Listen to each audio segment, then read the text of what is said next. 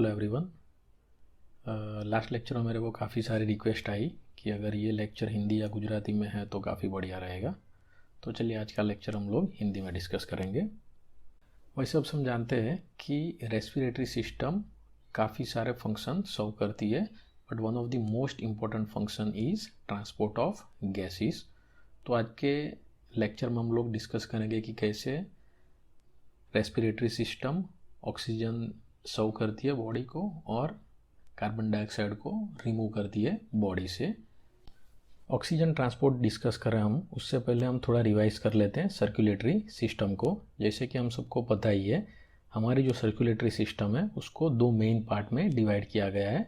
एक है systemic circulation और दूसरा है पल्मोनरी सर्कुलेशन। सिस्टमिक सर्कुलेशन है वो स्टार्ट होता है लेफ्ट साइड ऑफ हार्ट से और वो पूरी बॉडी में ऑक्सीजन पहुंचाता है अलॉन्ग विथ अदर न्यूट्रिएंट्स, और फिर वहाँ से वो वेस्ट प्रोडक्ट्स और कार्बन डाइऑक्साइड को कलेक्ट कर लेता है और वह एंड होता है राइट हार्ट में। राइट हार्ट से स्टार्ट होता है pulmonary circulation in the form of pulmonary artery. वो जाती है लंग में और वहाँ पे डिवाइड होती है मल्टीपल टाइम्स एंड फाइनली वो पल्मोनरी आर्टरीज में और आर्टियोल्स में डिवाइड होती है और वहाँ पे वो ऑक्सीजन कलेक्ट करती है और कार्बन डाइऑक्साइड को वहाँ पे रिमूव कर देती है, और फिर वही जो ऑक्सीजनेटेड ब्लड है वो आएगा लेफ्ट साइड ऑफ हार्ट में। तो चलिए स्टार्ट करते हैं ट्रांसपोर्ट ऑफ ऑक्सीजन से। उसका जो पहला स्टेप है वो है uptake of oxygen in the lungs by pulmonary blood. मतलब क्या है कि जो एल्वियोलाई में न्यू एयर आएगी उसके साथ ऑक्सीजन आएगा और वो ऑक्सीजन ट्रांसपोर्ट होगा पल्मोनरी ब्लड के अंदर। एक बार ये ब्लड पूरा ऑक्सीजनेटेड हो गया फिर वो पूरी बॉडी में जाएगा थ्रू द सिस्टमिक सर्कुलेशन, और फाइनल स्टेज में जो ऑक्सीजन है इस आर्टियल ब्लड के अंदर वो रिलीज होगा इंटरस्टिशियल फ्लूइड में नियर द टिश्यूज, और वहाँ से वो पूरी बॉडी के डिफरेंट सेल्स के अंदर सब ट्रांसपोर्ट होगा। तो चलिए स्टार्ट करते हैं फर्स्ट स्टेप से, that is Uptake of oxygen by pulmonary blood. अभी जैसे हम सबको ही पता है कि ऑक्सीजन एक लिपिड सॉल्यूबल गैस है। इसका मतलब ये है कि अगर सेल मेम्ब्रेन की एक तरफ से दूसरी तरफ उसको जाना है तो वो सिंपली हायर कॉन्सेंट्रेशन ग्रेडियंट की ओर से लोअर कॉन्सेंट्रेशन ग्रेडियंट की ओर जा सकता है। अभी जो पार्शियल प्रेशर ऑफ ऑक्सीजन है पल्मोनरी आर्टियल ब्लड के अंदर वो सिर्फ 40 मिलीमीटर ऑफ मर्क्यूरी है, और जो partial pressure of oxygen alveolar air के अंदर है वो 104 मिलीमीटर ऑफ मर्क्यूरी है। सो आप देख सकते हैं कि यहाँ पे काफ़ी सारा कॉन्सेंट्रेशन ग्रेडियंट है। सो सिंपली ऑक्सीजन है वो एल्वियोलर एयर से पल्मोनरी आर्टियल ब्लड के अंदर डिफ्यूज हो जाएगा। और अभी जो partial pressure of oxygen in pulmonary vein है वो हो जाएगा 104 मिलीमीटर ऑफ मर्क्यूरी, बट जैसे ही ये रीच करेगा एओर्टा में वो हो जाएगा सिर्फ 100 millimetre of mercury because of physiological shunt. यहाँ पे क्या होता है कि जो ब्रोंकियल वेन होती है वो ओपन होती है पल्मोनरी वेन में और वो ओपन होती है लेफ्ट साइड ऑफ हार्ट में। अलोंग विद दैट जो कोरोनरी वेनस ब्लड है, जो स्मॉलेस्ट कार्डियक वेन है जिसको हम थेबेसियन वेन बोलते हैं, तो वो भी ओपन होती है लेफ्ट साइड ऑफ हार्ट के अंदर, और वहाँ पे जो है वो डिक्रीज करेगी पार्शियल प्रेशर ऑफ ऑक्सीजन। एक चीज़ यहाँ पे और इम्पोर्टेंट है कि जब हम पार्शियल प्रेशर ऑफ ऑक्सीजन की बात करते हैं तो वो सिर्फ डिजॉल्व्ड अमाउंट की बात करते हैं ब्लड के अंदर, जो हीमोग्लोबिन के साथ अटैच्ड है उसकी बात हम नहीं कर रहे हैं। तो चलिए अभी बात करते हैं दूसरे स्टेप की, और वो है transport of oxygen in the आर्टियल blood.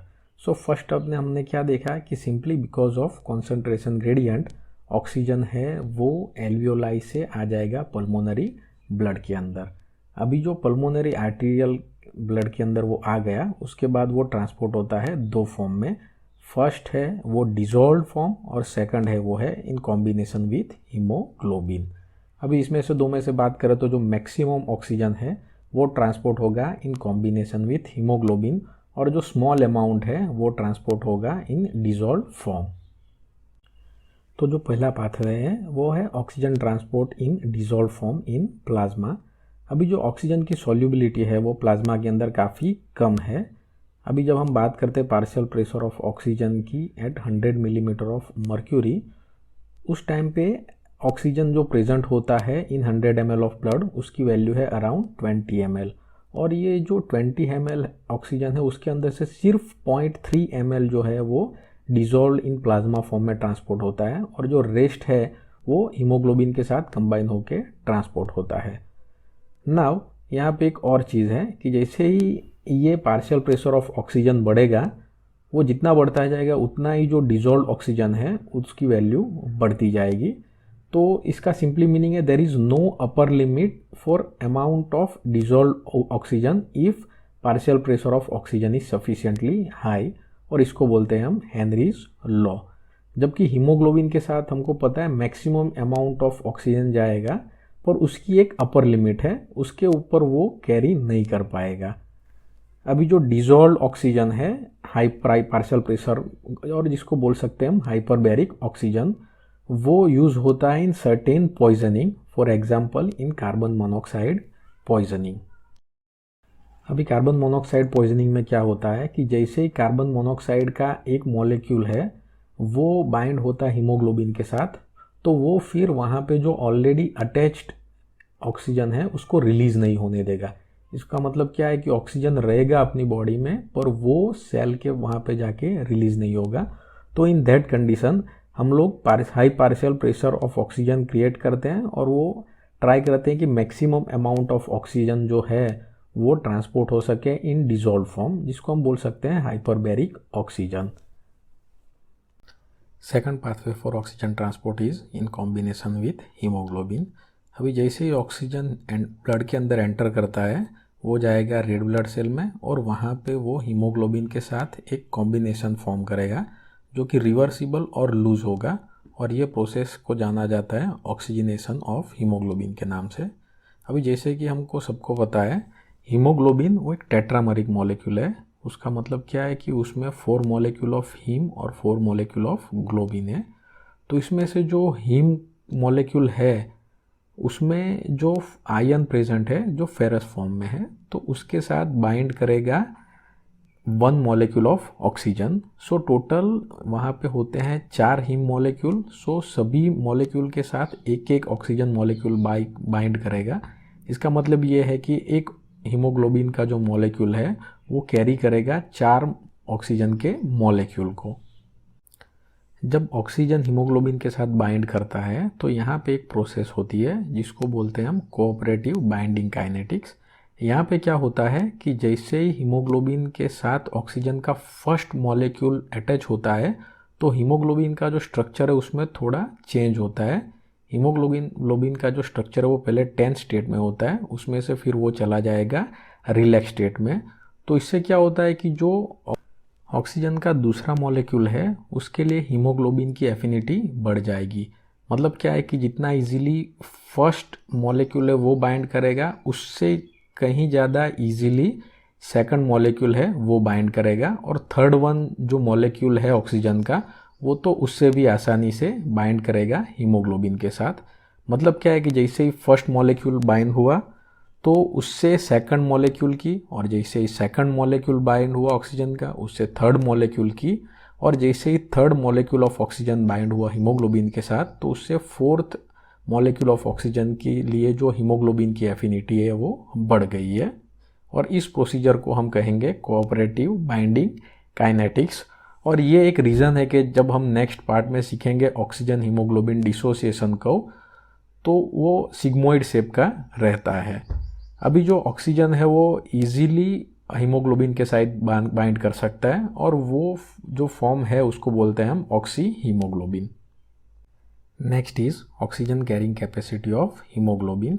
अभी जो हीमोग्लोबिन का 1 ग्राम होता है वो बाइंड कर सकता है 1.34 ml ऑक्सीजन के साथ। अभी हमको पता है कि हमारी बॉडी में नॉर्मल कॉन्सेंट्रेशन ऑफ हीमोग्लोबिन है वो है 15 ग्राम %। सो वी कैन से कि जो 100 ml ऑफ ब्लड है उसके अंदर 15 ग्राम ऑफ हीमोग्लोबिन प्रेजेंट है, और वो कैरी कर सकता है 20.1 ml of oxygen under normal और आइडियल कंडीशन। बट जैसे कि हमने डिस्कस किया हमारे बॉडी में कई सारे फिजियोलॉजिकल स्टंट प्रेजेंट है, और because of this physiological stunts only 95% of hemoglobin is available for carrying the oxygen. So practically 100 ml of arterial blood है वो कैरी करता है 19.8 ml of oxygen और उसमें से 19.5 ml है वो ट्रांसपोर्ट होता है in combination with haemoglobin and rest 0.3 है वो ट्रांसपोर्ट होता है इन डिजॉल्व स्टेट। अभी अगर हम आज के लेक्चर को समराइज करते हैं तो आज हमने डिस्कस किया ट्रांसपोर्ट ऑफ ऑक्सीजन, जिसमें फर्स्ट स्टेप था diffusion of oxygen from alveoli to pulmonary blood because of concentration gradient. अभी वंस वो क्रॉस कर लेता है और पल्मोनरी ब्लड के अंदर आ जाए तो वो ट्रांसपोर्ट होता है दो फॉर्म में, एक तो है डिजॉल्व फॉर्म में, बट जो डिजॉल्व फॉर्म में ऑक्सीजन ट्रांसपोर्ट होता है उसकी वैल्यू काफ़ी कम होती है। पर यहाँ पे एक बेनिफिट ये है कि अगर पार्शियल प्रेशर ऑफ ऑक्सीजन जितना इंक्रीज होता है तो उतना ही डिजॉल्व फॉर्म बढ़ता जाता है। दूसरा जो मेन पाथवे है वो है इन कॉम्बिनेशन विथ हीमोग्लोबिन। अभी हीमोग्लोबिन का जो एक मॉलिक्यूल है कि जो टेट्रामरिक है वो हीमोग्लोबिन का एक मॉलिक्यूल ऑक्सीजन के 4 मॉलिक्यूल को कैरी करता है। बस तो इसके साथ ही हम आज का लेक्चर फिनिश करते हैं। Thank you.